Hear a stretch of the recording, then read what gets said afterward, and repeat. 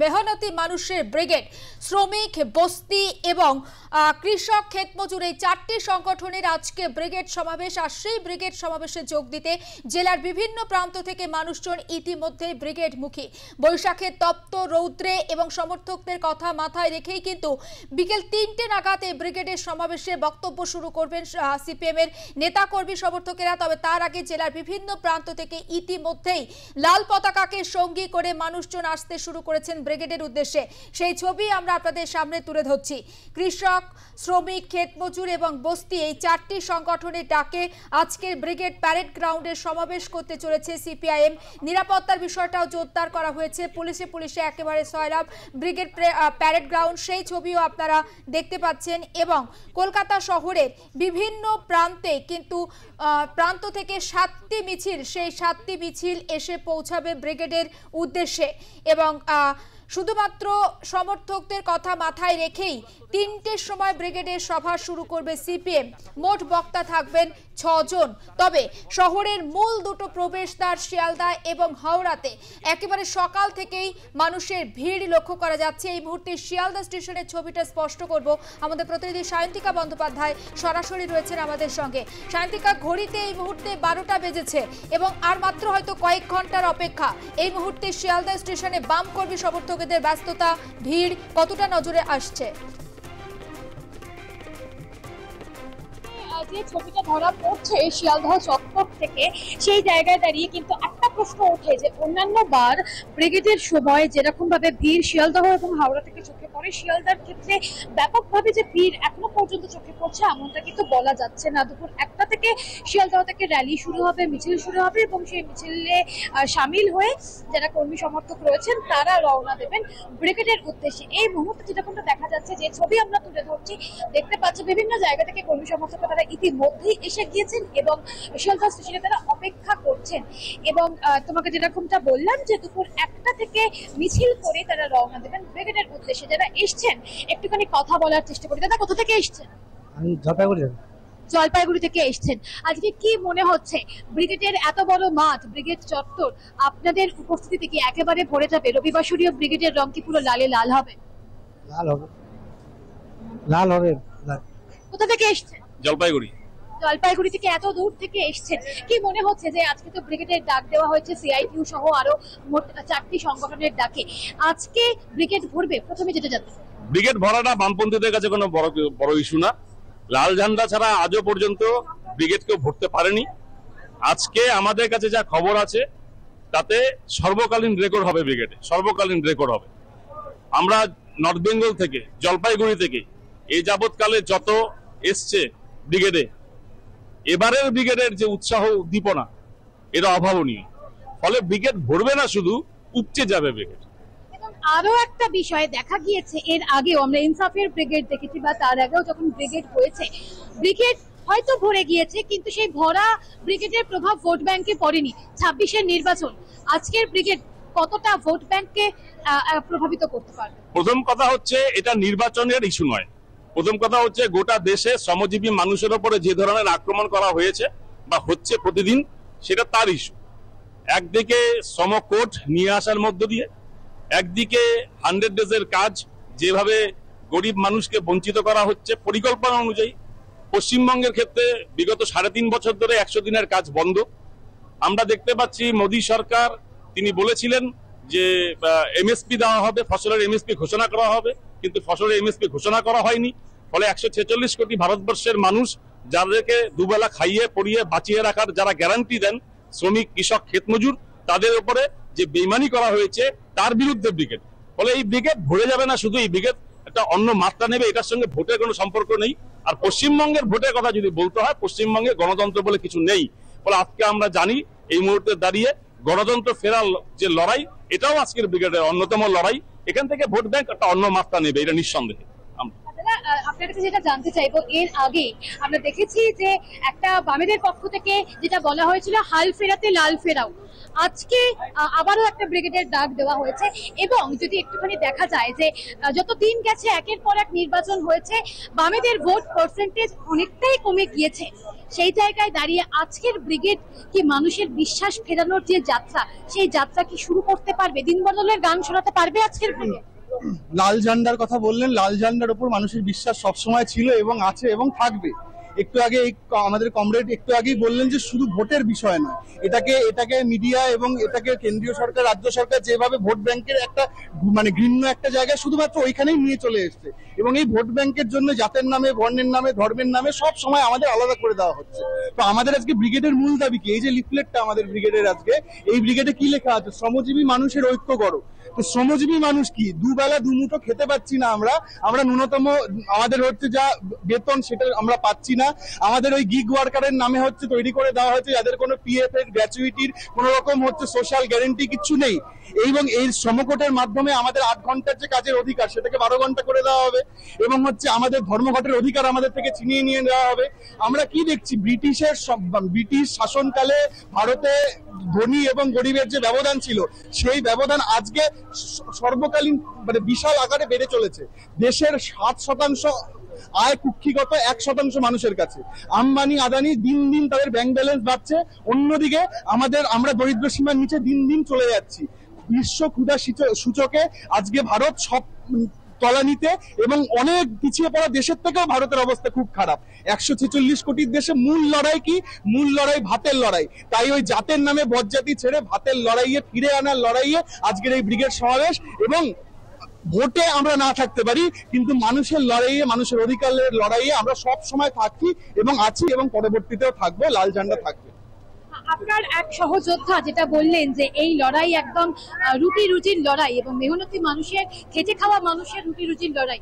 এই ব্রিগেড থেকে কি দিন বদলের গান, পালা বদলের গান শুনতে পাওয়া যাবে? হ্যাঁ, পাওয়া যাবে। আজ তো মোট 6 জন বক্তা রয়েছে, কি কার কার কাছ থেকে কি শুনতে চাইছেন আজকে? মোহাম্মদ সেলিম থেকে শুরু করে আরো 4 সংগঠনের নেতারা তো রয়েছেন, তারা বক্তব্য রাখবেন। কি শুনতে চাইছেন? আমাদের সিনিয়র যে যোদ্ধারা আছে তারা বলবে, আমরা জানবো, শুনবো। আপনার কাছে একটুখানি জানতে চাইবো যে কোথা থেকে এসেছেন, প্রথমে জানতে চাইবো। বলুন, কোথা থেকে এসেছেন? আমি জলপাইগুড়ি থেকে এসেছি। এবং কি মনে হচ্ছে যে এই ব্রিগেড তো একেবারে আপনার সহযোদ্ধারা যেটা বলছেন যে খেটে খাওয়া মানুষের ব্রিগেড, মেহনতি মানুষের আজকে এই ব্রিগেড, রুটি রুজির লড়াইয়ের ব্রিগেড, এই ব্রিগেড থেকেই কি একদম দিন বদলের গান, পালা বদলের গান বা হাল ফেরাতে লাল ফেরানোর যে লড়াই শুরু হবে আজকে থেকে নতুন করে আরো একটা? খেটে খাওয়া মানুষদের মধ্যে আমিও একজন খেটে খাওয়া মানুষ, আমি একজন আশা করব। এবার আমাদের সম্পূর্ণভাবে এই লড়াইয়ে আমাদের যেভাবে স্থায়ীকরণের দাবি, আমাদের ন্যূনতম 26,000 টাকা বেতনের দাবি এবং শ্রমকোট বাতিলের দাবিতে আমাদের আজকের এই লড়াই। আমরা মনে করি ব্রিগেড প্রত্যেকটা মেহনতি মানুষের অধিকার রক্ষার লড়াই, এবং এই পথেই আমরা আমাদের অধিকার রক্ষার স্বার্থে আমরা এগিয়ে যেতে পারব। আপনার কাছে যেটা জানতে চাইবো যে আপনিও কি জলপাইগুড়ি থেকে এসেছেন, এবং আপনিও একজন মহিলা, আজকে ব্রিগেডে যাওয়ার জন্য বসে রয়েছেন রাজ্যের মুখ্যমন্ত্রী, তিনিও একজন মহিলা। আজকের ব্রিগেড থেকে কি বার্তা দেবেন? গোটা ব্রিগেড কি বলবেন? আমরা আশাবাদী, আশা রাখছি যে আমরা দিন পাল্টাতে পারবো, অবশ্যই এর পরিবর্তন আসবে। একটা বিষয়, এর আগে দেখা গিয়েছে ব্রিগেডের রং লাল হয়েছে, ব্রিগেড ভরেছে, কিন্তু ভোট কমেছে। এবার কি সেই বিষয়টাকে এবার একটু বদলাবে? কি মনে হচ্ছে? আমরা তো আশা রাখছি অবশ্যই বদলাবে। এবং ইতিমধ্যে দেখতে পাওয়া যাচ্ছে যে যে স্লোগান, সেই স্লোগান কিন্তু শুরু হয়ে গিয়েছে। আরো যারা রয়েছে আমি একটুখানি অবশ্যই তাদের সঙ্গে কথা বলা, একেবারে অবশ্যই সায়ন্তিকা, তারা কোথা থেকে আসছে তাদের বক্তব্য যেমন শুনবো, পাশাপাশি অবশ্যই যে বিষয়টা নজরে রাখতেই হচ্ছে খুব সম্প্রতি এবং এখনো পর্যন্ত মুর্শিদাবাদ কিন্তু খুব একটা শান্ত এটা আমরা বলতে পারি না। সেক্ষেত্রে আজকে যারা ব্রিগেডে আসছেন তারা কি কোনো রকম কোনো বার্তা আশা করছেন যে 6 জন আজকে বক্তা রয়েছেন তাদের কাছ থেকে? তারা কিভাবে দেখছেন মুর্শিদাবাদের এই ঘটনা, ভাঙড়ের এই ঘটনা? একদম একদম আমি একটুখানি আপনার সঙ্গে কথা বলার চেষ্টা করবো। প্রথমেই জানতে চাইবো কোথা থেকে এসেছেন? জলপাইগুড়ি। এবং আপনিও জানেন যে এই মুহূর্তে গোটা রাজ্য ওয়াকফ আইনকে কেন্দ্র করে একাধিক জায়গা কিন্তু এখনো পর্যন্ত উত্তপ্ত। মুর্শিদাবাদ থেকে শুরু করে ভাঙড় থেকে শুরু করে প্রত্যেকদিন হিংসা হানাহানির ঘটনা তো সামনে আসছে। আজকেও বেশ কয়েকজনের গ্রেফতারের খবর সামনে আসছে। আজকের ব্রিগেড থেকে এই বিষয়টাকে নিয়ে, এই উত্তপ্ত মুর্শিদাবাদকে নিয়ে ধর্মীয় লক্ষ্য শক্তির পক্ষে আমরা কথা বলি। ধর্ম নিয়ে রাজনীতি করলে এই স্বাভাবিক অবস্থায় হবে। পশ্চিমবঙ্গে ধর্ম নিয়ে দুপক্ষ রাজনীতি করছে, তাই এই পরিস্থিতির সৃষ্টি হচ্ছে এবং এর জন্য রাজ্য সরকার উভয় পক্ষই দায়ী। এই জিনিসটা বাবরি মসজিদের সময় ঘটেনি। আজকের ব্রিগেড থেকে এই নিয়ে কোনো বক্তব্য, এই নিয়ে কোনো বার্তা কি আসতে বিষয় নিয়ে আসে? মুর্শিদাবাদের হাত থেকে পশ্চিমবঙ্গকে বাঁচানোর লড়াই হচ্ছে। আমি একটু আপনার সঙ্গে কথা বলতে চাইবো। আপনিও জানেন যে কয়েকদিন আগেই 26,000 চাকরি বাতিল হয়েছে।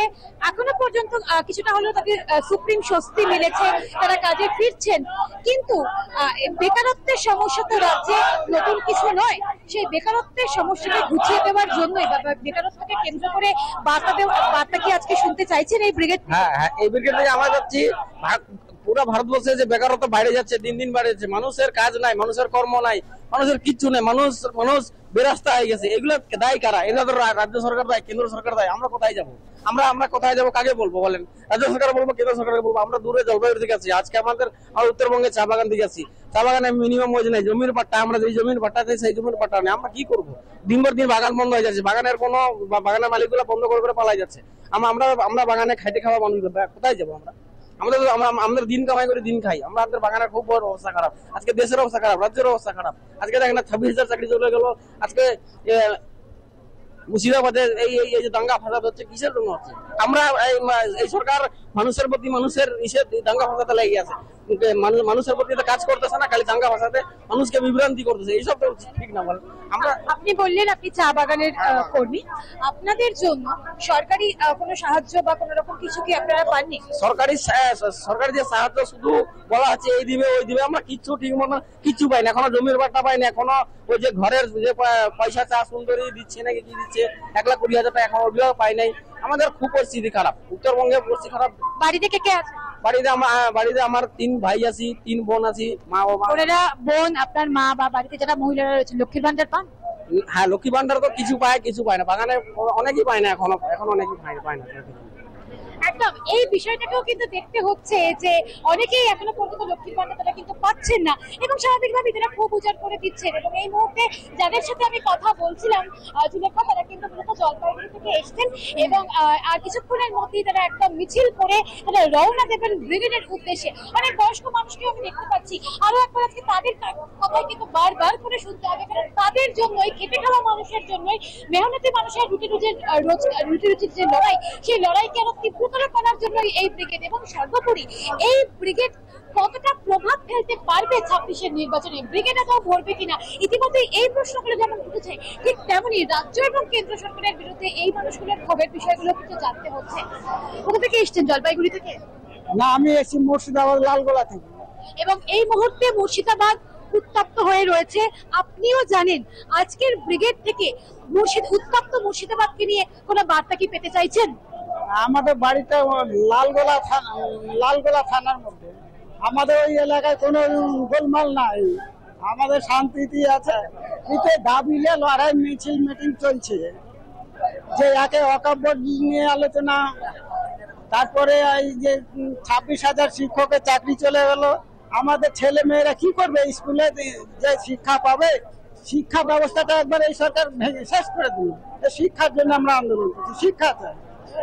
আমি 1967 সালে শিক্ষার জন্য আন্দোলন করেছিলাম। 8ম শ্রেণী পর্যন্ত সে অবৈতনিক শিক্ষা চালু করতে হবে। সেটা কিন্তু বামফ্রন্ট আমলে সে বিএ পাস পর্যন্ত করে দিল ফ্রি। আমার ঘর ছেলে মেয়েকে বিএ পাস, গ্রাজুয়েশন করা হচ্ছে, চাকরি নাই। কিন্তু আমি হাই স্কুল থেকে ঘুরে এসেছি, এসে এই আন্দোলনের সঙ্গে যুক্ত হয়েছি। আপনার কাছে যেটা জানতে চাইবো যে এই ব্রিগেড কি পালাবদলের ব্রিগেড হতে পারে? অবশ্যই পালাবদলের ব্রিগেড হতে পারে। 2026-এ আমরা দেখিয়ে দেবো যে আমরা বামপন্থীরা কোনোদিন মরে না, বামপন্থীরা সারা জীবন রক্তবীজের ঝাড়। আমরা জীবিত আছি, আমরা থাকবো এবং ভবিষ্যতেও আছি। আমরা 2026-এর ভোটে দেখবেন আপনারা বিপুল পরিমাণে বামপন্থীদের জয় হবেই।